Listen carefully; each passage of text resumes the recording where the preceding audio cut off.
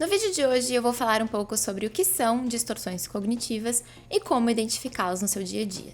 Mas antes disso, precisamos falar sobre o que é terapia cognitivo-comportamental e alguns dos seus conceitos básicos. O conteúdo desse vídeo é baseado no livro Terapia Cognitivo-Comportamental, Teoria e Prática, de Judith Beck, e também contém informações retiradas do site thebeckinstitute.org. Esse vídeo é introdutório sobre o tema. Ele não substitui a orientação direta de um psicólogo especialista em terapia cognitivo-comportamental. A terapia cognitivo-comportamental, ela deve se adequar à realidade de cada paciente.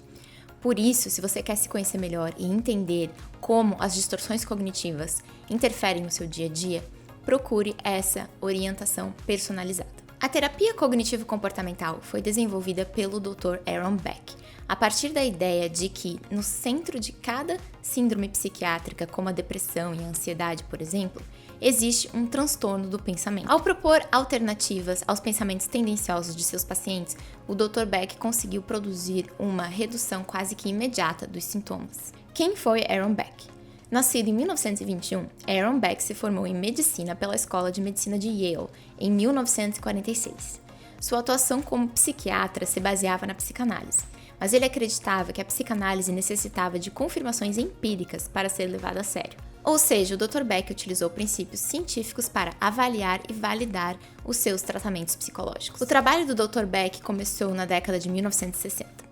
Em meados da década de 80, ele atingiu seu objetivo de estabelecer um sistema de psicoterapia apoiada por achados empíricos consistentes. De acordo com o modelo cognitivo, a forma como interpretamos as situações tem um impacto maior nas nossas emoções, comportamento e resposta fisiológica do que a situação em si. Ou seja, a nossa saúde mental depende mais da forma como interpretamos os acontecimentos do que aquilo que de fato acontece conosco. Isso não quer dizer que você deve se tornar um robô imune a tudo que acontece com você.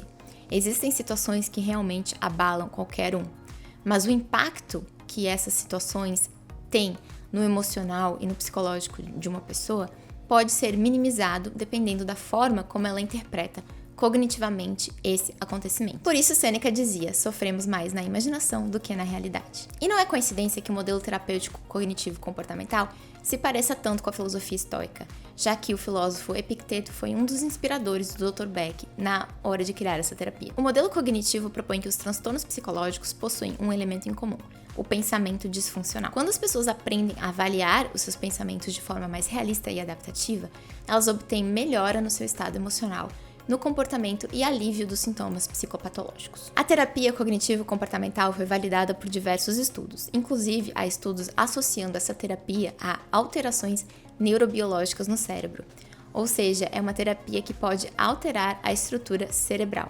demonstrando o poder dos pensamentos sobre a nossa biologia. Inclusive, em 1977, Dr. Beck e colegas realizaram um estudo clínico controlado e randomizado que encontrou que a terapia cognitivo-comportamental é tão eficiente no combate à depressão quanto o remédio imipramina, um antidepressivo comum.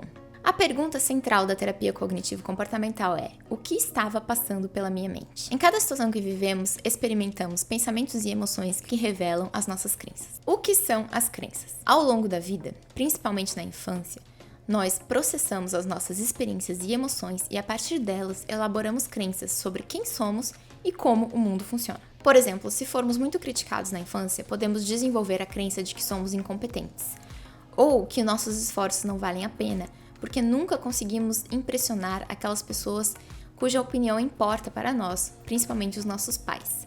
Contudo, se formos encorajados a tentar e a perceber os nossos erros e acertos como parte do processo, podemos desenvolver a crença de que não somos perfeitos, mas que com dedicação e esforço podemos atingir os nossos objetivos.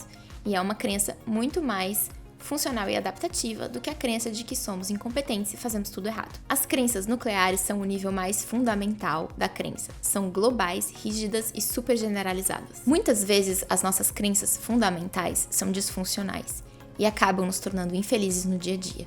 Por exemplo, crenças como eu sou incompetente, eu faço tudo errado, ninguém gosta de mim, etc. e assim por diante. Com o auxílio de um terapeuta especializado, você pode modificar essas crenças disfuncionais e transformá-las em crenças funcionais, melhorando a sua qualidade de vida. A partir das crenças nucleares, temos as crenças intermediárias, que se expressam por meio de regras, atitudes e pressupostos. As crenças intermediárias dão origem aos pensamentos automáticos. Cada situação que vivemos desperta uma emoção que vem acompanhada de um pensamento automático, e esse é o nível mais superficial da cognição. Pensamentos automáticos estão associados a emoções que podem ser positivas ou negativas.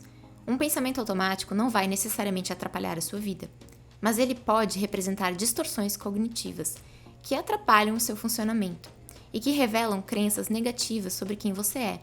Por exemplo, um pensamento automático de que você não vai conseguir realizar uma tarefa pode revelar uma crença de que você é incompetente. Essa visão de que você é incompetente, ela pode não corresponder à realidade.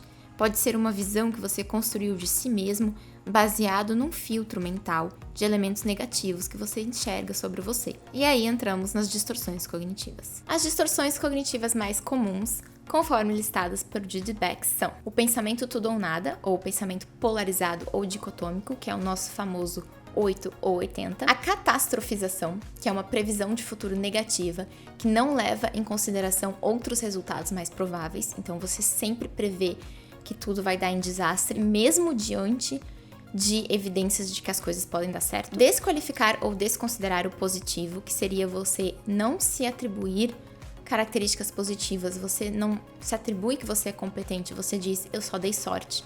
Não foi porque eu me esforcei, foi porque eu dei sorte. Raciocínio emocional. Acreditar que algo é verdade só porque você sente que é. Rotulação. Aplicar rótulos rígidos a si mesmo e aos outros. A magnificação e a minimização, ou seja, magnificar o negativo e minimizar o positivo. O filtro mental, que é dar atenção apenas aos aspectos negativos das situações e das pessoas. Leitura mental, que é acreditar que você sabe o que o outro está pensando, geralmente de forma negativa. Supergeneralização.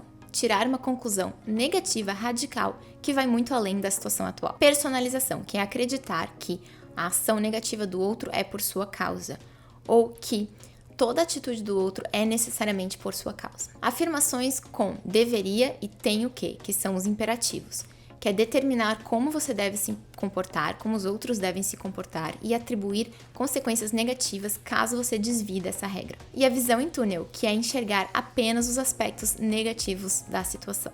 É importante a gente conhecer e saber reconhecer as distorções cognitivas, tanto para a nossa vida particular, quanto para a nossa vida em sociedade. Nós estamos vivendo num mundo onde a polarização do bem contra o mal, essa ideia de que a vida é uma eterna luta do bem contra o mal, e se você não concorda comigo, você é mal, se você concorda comigo, você é bom, está cada vez mais forte na nossa sociedade, assim como o raciocínio emocional. Essa ideia do eu sinto, logo é verdade. As nossas crenças estão cada vez mais arraigadas, cada vez há menos espaço para nuance, para você dizer que não sabe ou para questionar algo em relação ao qual você tem dúvida. Nós não temos mais espaço para dúvidas, nós temos apenas certezas, e certezas tão firmes que nos impedem de ver o lado do outro. E o pior é que nós temos entes com pouca ética e moral que usam o raciocínio emocional e a visão em túnel para estimular o lado emocional das pessoas e lucrar com essa reação visceral que causam nos outros. E para a gente tentar escapar um pouco desse raciocínio emocional, é importante ter consciência dos nossos pensamentos automáticos, das nossas emoções, e não nos deixar levar por esse instinto visceral de reagir às coisas sempre com o estômago o tempo todo. Quando a gente tem consciência do que está influenciando os nossos pensamentos, nós temos mais consciência sobre eles e sobre o direcionamento que nós queremos dar à nossa vida. É importante a gente procurar identificar quando alguém procura incentivar uma distorção cognitiva em você para gerar uma reação visceral. É claro que as atitudes dos outros têm impacto na nossa vida, têm consequências na nossa vida, mas nós temos muito mais poder de controlar as nossas reações do que a gente geralmente pensa. E esse trabalho, às vezes, é difícil, é árduo e às vezes você precisa de uma orientação profissional, mas vale a pena a dedicação. Se você tem alguma dúvida sobre terapia cognitivo-comportamental, crenças, pensamentos automáticos e distorções cognitivas, deixa nos comentários. E se não, a gente se vê no próximo vídeo. Não se esquece de seguir o canal e ligar o sininho para receber as notificações. Até a próxima!